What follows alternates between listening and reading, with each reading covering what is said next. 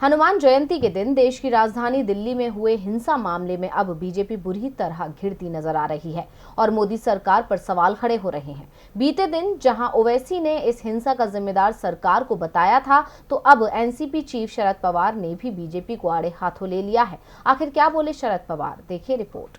पिछले कुछ दिनों में कई राज्यों से दो समुदायों के बीच टकराव की खबरें लगातार आ रही हैं।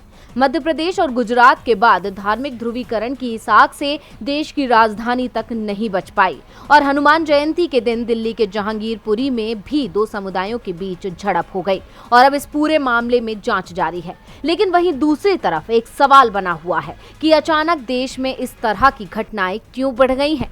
आखिर इन घटनाओं का जिम्मेदार कौन है?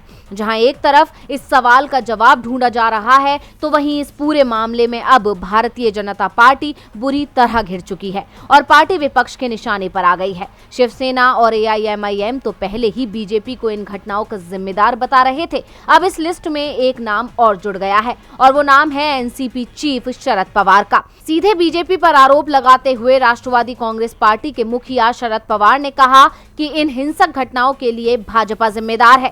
इसके साथ ही शरद पवार ने कहा कि दिल्ली में लॉ एंड ऑर्डर केंद्र सरकार की जिम्मेदारी है। पहले कभी ऐसा नहीं होता था कि रामनवमी पर किसी तरह की हिंसा हो। रामनवमी पर हो रही हिंसा के पीछे की वजह बीजेपी और उससे जुड़े कुछ संगठन हैं। सिर्फ शरद पवार ही नहीं बल्कि असदुद्दीन ओवैसी ने इन घटनाओं के लिए सरकार को जिम्मेदार ठहराया है। वहीं संजय राउत ने तो पीएम मोदी की खामोशी पर भी सवाल उठाया है। अब भले ही बीजेपी इन घटनाओं के लिए आम आदमी पार्टी या किसी और को जिम्मेदार ठहराने की जुगत में लगी हो, लेकिन इस पूरे मामले में बीजेपी बुरी तरह फंस गई है। डीवी लाइव की रिपोर्ट।